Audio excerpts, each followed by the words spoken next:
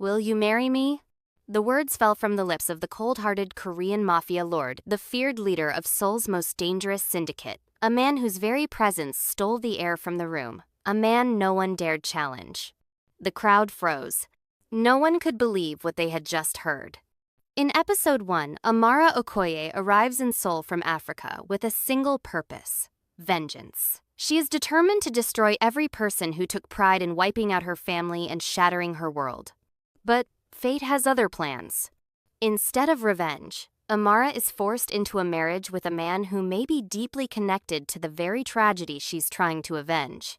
An enemy, a husband, a war she never planned to fight.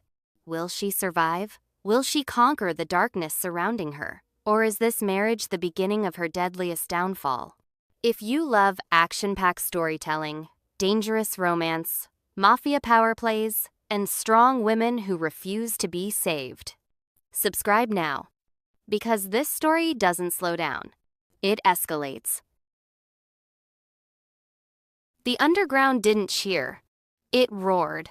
Beneath Seoul, below the clubs, below the polished streets, below the lies, there was a place where rules didn't exist. They called it the pit. No cameras. No mercy. No second chances. Men didn't come here to win money. They came here to prove they were still alive. Tonight, the crowd pressed against iron railings, sweat and smoke thick in the air. Blood stained the concrete floor, some fresh, some old enough to darken into memory. In the center of it all stood a giant. They called him Goliath, a Korean underground champion. 6'5", shoulders like boulders, fists wrapped in tape soaked with other men's pain. His last opponent lay unconscious at his feet. Didn't move. Didn't breathe properly. The referee hesitated. Goliath kicked the man once more for good measure. The crowd went insane. Champion, champion. Above them, in the VIP section carved into shadow and glass, Kang Joon-hyun sat on his throne. Legs crossed, elbows relaxed, face calm. Min-jae stood beside him, scanning the arena. No one lasts more than 2 minutes with him, Min-jae said. That makes 7 tonight. Joon-hyun lifted his glass slightly. Pathetic, he murmured. Another fighter stepped in. Lasted 40 seconds. A punch. A knee. A body hitting concrete. Done. The referee raised Goliath's hand again. That's it, someone shouted. No one else. The crowd buzzed, hungry, restless. Then, a voice cut through the noise. I'll fight him. Silence. Every head turned. A woman stepped forward from the shadows. Amara Okoye. Leather jacket off, sleeves rolled up, hands already wrapped. The crowd laughed. A woman? Against Goliath? Someone whistled. Someone else shouted, She's dead! In the VIP section, Min-jae stiffened. Boss, he said slowly. That's her. Joon-hyun leaned forward. His eyes locked onto Amara. For a split second, his jaw tightened. Then he smiled. So, he said casually, leaning back, she thinks she can challenge the champion. Min-jae studied his boss carefully. You think he'll kill her? Joon-hyun scoffed lightly. He'll tear her apart. But his fingers tightened around the glass. And Min-jae noticed. In the ring, Goliath laughed. A deep, ugly sound. You? He asked in Korean. You're brave. Or stupid. Amara cracked her neck. People keep saying that. The referee hesitated. Miss, I said I'll fight, she replied calmly. Goliath shrugged. Your funeral. The bell rang. Goliath charged. The ground shook. Amara didn't run. She stepped into him. His punch came fast, too fast for someone her size. She ducked. His fist sliced air. She slammed her elbow into his ribs. The crowd gasped. Goliath roared and swung again. She blocked, redirected, kicked his knee. Crack. He staggered. Joon-hyun sat forward now, smile still on his face. Eyes sharp. She's fast, Min-jae muttered. Too fast, Joon-hyun said softly. Goliath recovered and grabbed her, lifted her clean off the ground. The crowd screamed. He slammed her down. Concrete cracked. Min-jae sucked in a breath. Boss. Joon-hyuk didn't blink. Amara coughed, then smiled. Before Goliath could react, she wrapped her legs around his neck and twisted. Hard. They rolled. She broke free. Stood. Blood ran from her lip. She wiped it with her thumb. My turn. She attacked. Not wild. Not angry. Precise. A strike to the throat. A knee to the jaw. A spinning elbow to the temple. Goliath stumbled. The crowd was silent now. Amara moved behind him, locked her arm around his neck, pulled. He tried to fight it, tried to breathe. She whispered in his ear. Sleep. She twisted. Bone cracked. Goliath collapsed. Didn't move. Didn't rise. Didn't breathe. The referee dropped to check him. Then, slowly, shook his head. The pit exploded. Screams. Chaos. Disbelief.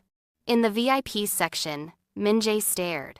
She killed him. Joon-hyuk stood. Slowly. Applause echoed from him alone at first. Then, the crowd followed. He descended the steps, one by one. The king, leaving his throne. Amara turned as he approached. Sweat, blood, fire in her eyes. They stood face to face. The underground went silent. Joon-hyuk smiled. A real one this time. Impressive, he said. She tilted her head. Still think he'd tear me apart? He chuckled. Then, he did the unthinkable. Kang Joon-hyuk dropped to one knee. Gasps echoed like gunshots. I don't make requests lightly, he said, voice steady, eyes locked onto hers. And I never beg. He looked up at Amara Okoye. Fight for me, he said. Stand by me. A pause. Then the words that shattered the underground. Be mine. Amara stared at him. The crowd held its breath. Fade to black. Is greater than, the champion fell. The king knelt. The underground didn't erupt after the proposal. It froze. Men who had watched each other bleed without blinking now stood unsure of where to look. Money stopped exchanging hands. Even the guards forgot to breathe. Kang Joon-hyuk, the White Tiger, ruler of the Baekho Syndicate, was on one knee, and Amara Okoye had not answered.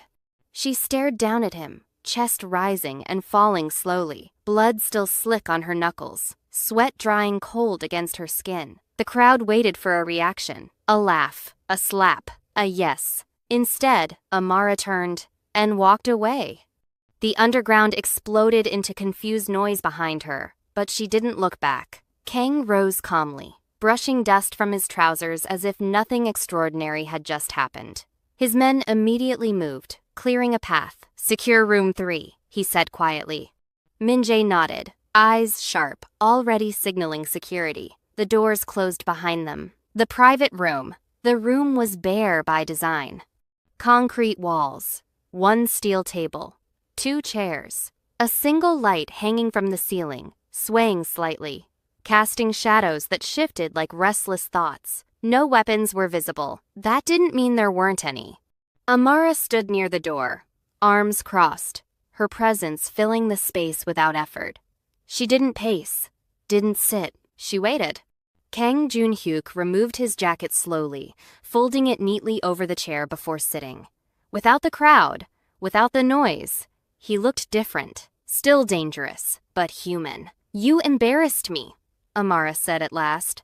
Her voice was calm, but it carried weight. Kang didn't react defensively. I protected you. She laughed softly, shaking her head. No, you claimed me. He met her gaze steadily. Yes, the honesty startled her more than denial would have.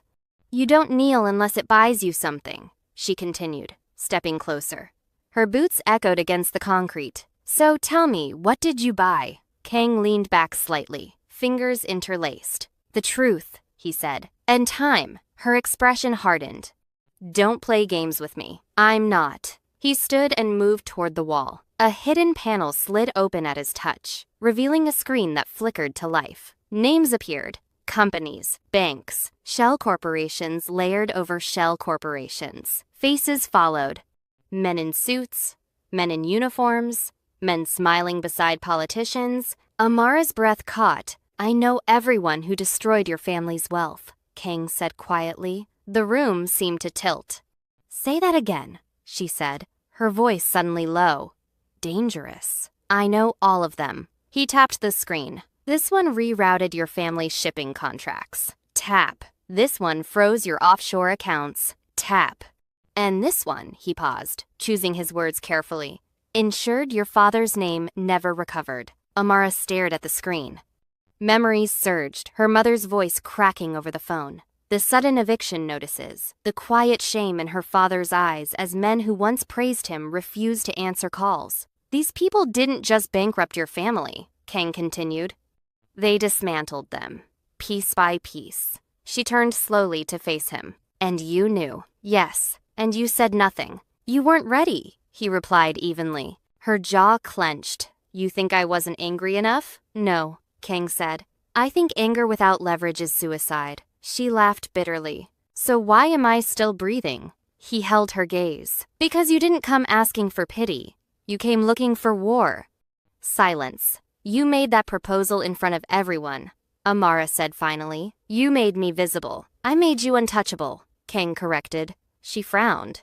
"In my world," he explained, "a public wife is not just a woman. She is a declaration. Anyone who touches her touches me." She understood instantly. "Anyone who comes for me now declares war on the Baco Syndicate."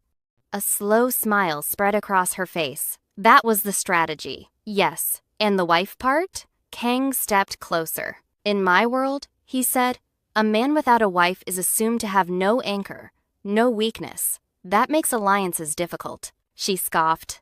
"So I'm bait. And a shield," he said calmly. "And leverage." She studied him carefully. "You're not offering love." "No. You're offering access." "Yes. And protection." "Yes. And in return," she said, "you get legitimacy and control." She turned away, walking a few steps, thinking, "You made me powerful," she said slowly. "But you also painted a target on my back." "You already had one," Kang replied. "I just gave you armor." She stopped, then turned back. "If I accept this," she said, voice steady, "I don't belong to you." Kang nodded immediately. "I wouldn't insult you by pretending you would. No orders." "Agreed. No lies." He hesitated, just for a fraction of a second. Then, "Agreed. And when this is over," she continued, stepping closer until they were inches apart, "when I've destroyed every last person who touched my family." Her eyes burned. "I decide whether I stay." Kang looked at her for a long moment. Then he lowered his head, not kneeling, but bowing. "Fair." Outside the room, Min-jae stood frozen. He had seen Kang Joon-hyun execute men without blinking. But he had never seen him negotiate power like this. Never seen him risk it. "This isn't a marriage," Min-jae whispered to himself. "It's a pact. And pacts always demanded blood." That's it. Marriage? At this point, what do you think Amara Okoye's next move will be? Will she accept this dangerous deal? Will her burning desire for vengeance push her into marrying the most brutal syndicate leader in the Korean underworld? Or is this just another calculated step in her deadly game? Find out in the next episode. Before then, I've noticed something many of you who watch my videos forget to subscribe. Please hit the subscribe button. It helps us grow in ways you can't even imagine. Your likes, subscriptions, and comments mean more than you know. Stay tuned for the next episode. We love you.